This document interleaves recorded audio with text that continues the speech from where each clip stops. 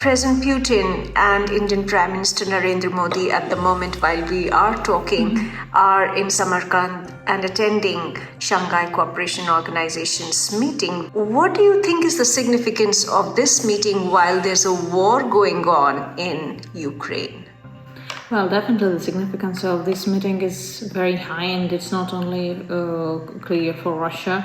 The level of delegations, the fact that Chinese leader is visiting after all the period that he haven't been quitting the country, that's all important. And as we could remember the history of big conferences of the 20th century, like Yalta, Tehran, where the contours of new order are discussed. I think that some hints of the coming order are also discussed now in Samarkand, about what we understand as multipolarity, which functional systems this multipolarity should have, because it's a very beautiful political concept, very favorable to all other poles of power except the United States, but nobody could really explain in details how it should look like, how the structure should be organized. But at the same time, we are seeing that the West, that is NATO, is not really relenting. In fact, they are sending in more weapons to Ukraine.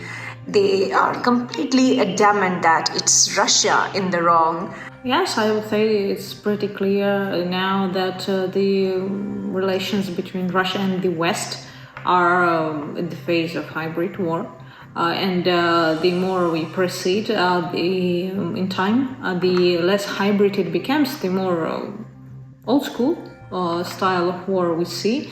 And unfortunately, me and my colleagues, we clearly see that the risks of big military confrontation between Russia and the West are extremely high. We clearly observe two discourses. The one that, well, nobody is suicidal and we can't imagine full-scale nuclear war between Russia and the United States because it means basically the end of the war as we knew it. But on the other hand, we see all steps towards this phase, because when traditional weapons can push sides to negotiations, the sides will move in the degree of in the scale of these weapons.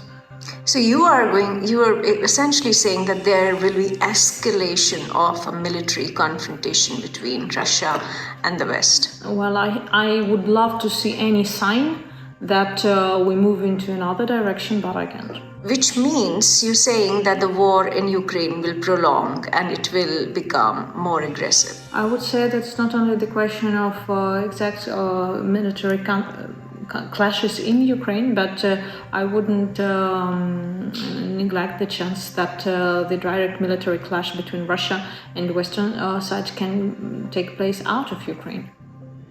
Because the recent comments of the United States command that they will supply another kind of weapons to Ukraine, and the reverse comment of Russian officials that it will mean that the United States are considered a side of the conflict, and the way how these weapons get into Ukraine through Europe, it all makes the situation much more dangerous than half a year ago. And tell me, can Russia sustain the pressure of the US sanctions? Because everybody is saying that, the Russian economy is getting affected. In fact, some people have predicted that it is going to take Russia back by 30 years economically. Well, that's part of the answer in terms of can Russia sustain? Russia sustained 30 years ago, while the whole collapse of system of common economy was much deeper. We had the country that disrupted into 16 pieces and so far, so on. My particularly study sanctions, so almost any country can sustain, even North Korea can sustain. The question is how to balance strategy of survival and strategy of development, and here the divergence is much, and the level of unclearness is much higher. If we speak about the situation in Russian economy, well, what we see is that the situation in global economy is getting much worse. And if we speak about situation in Europe and States in terms of inflation, it's not easy as well. So it's not the question of exact figures, so whether Russian GDP drops by 7.6% or by 3.4%. As we always say, there are sanctions that have strong economic effect, there are sanctions with social effect that could be not so big in economic terms, but for example, like it happened in Iran, when because of financial sanctions, medical companies weren't unable to supply medicine to cure child oncological disease, and we saw a jump of kids' death rate. It's not direct economic effect, but these things could be very important. And of course, what Russian officials do now, they try as much to smooth that kind of risks. If GDP doesn't fit really well, or the inflation is 1% higher than expected or 1% less than expected, to my opinion, it's not so important now. Of course, it's better to have lower inflation and higher GDP growth, it's obvious. But that's not the thing that clearly explains what happens in the Russian economy. It restructures very profoundly now. And in this entire scenario, where do you see China and India, for that matter? What do you see the role of China and India at this juncture in history? Well, definitely how Russian public opinion, Russian officials now see China and India. They see them as a rising poles of power, rising poles of economic development, of potential economic partners of Russia.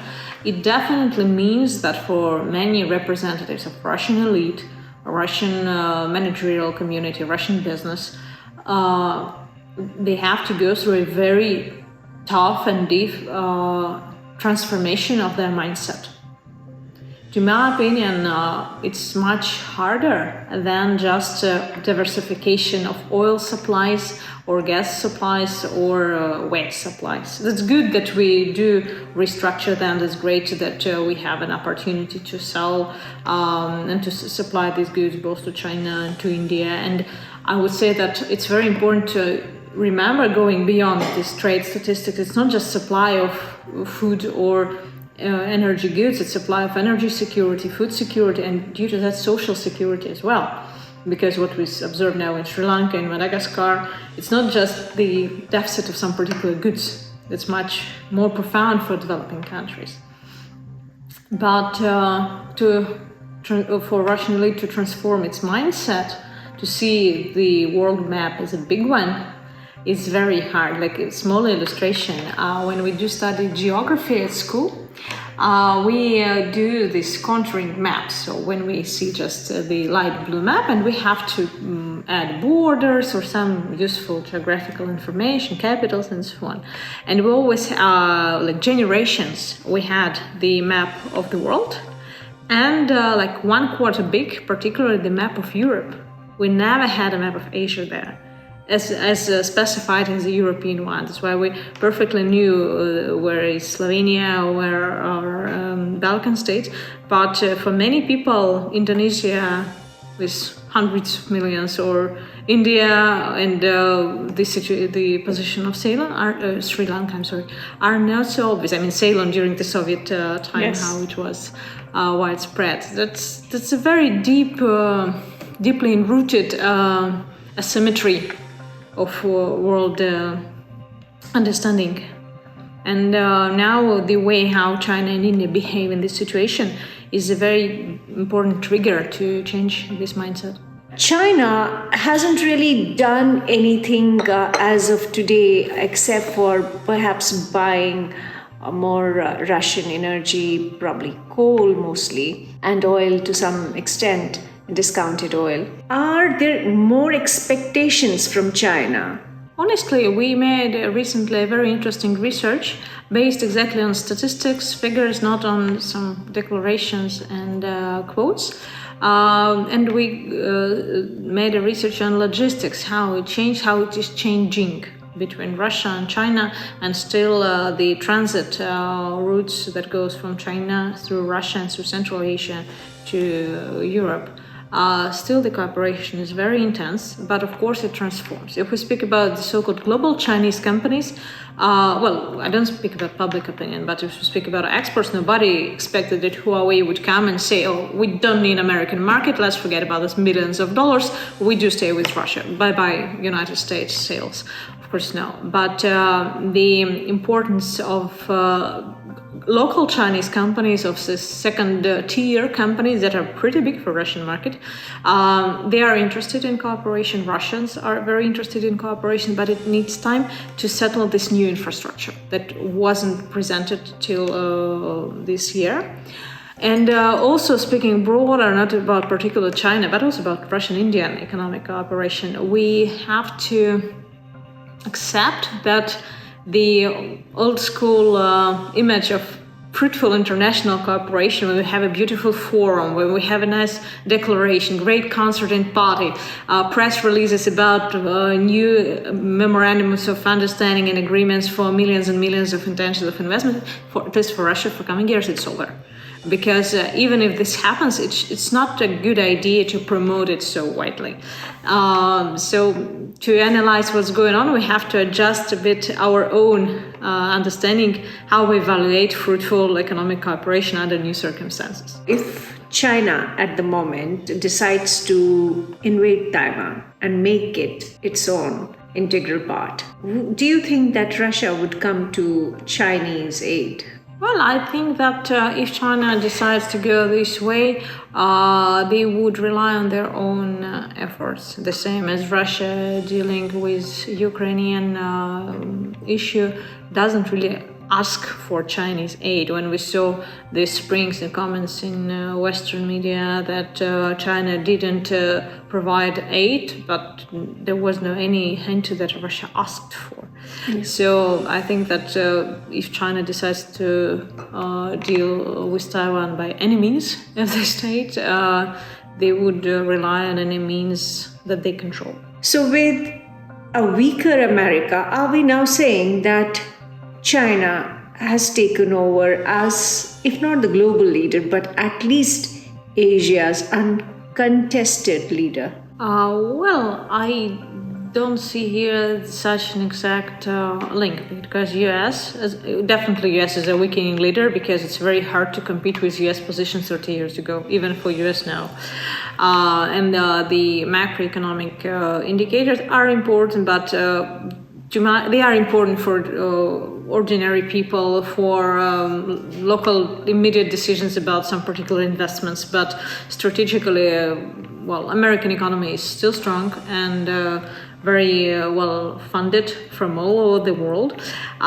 This regular deficit of trade balance is well known, so it's still there. It was there. It's not the key market. China is a rising leader, it's obvious, but I'm pretty much persuaded that if China decides to be one unilateral leader of Asia, it would immediately lead to very joint unification of all other Asian states, being afraid of one rising leader, because nobody is really interested in changing one leader to another leader, calling it a multipolar world. It's not the model.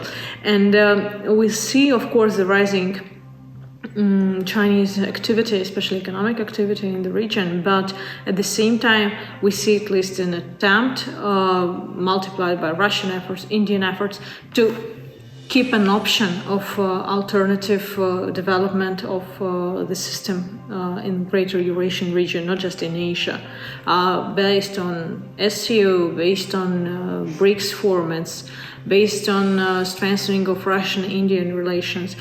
It all, in fact, favors the strategic security in Eurasian region. Well, thank you so much for this enlightening conversation.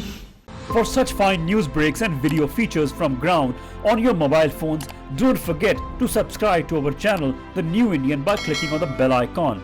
Also, follow us on the social media handles on Instagram, Twitter, Facebook and Co.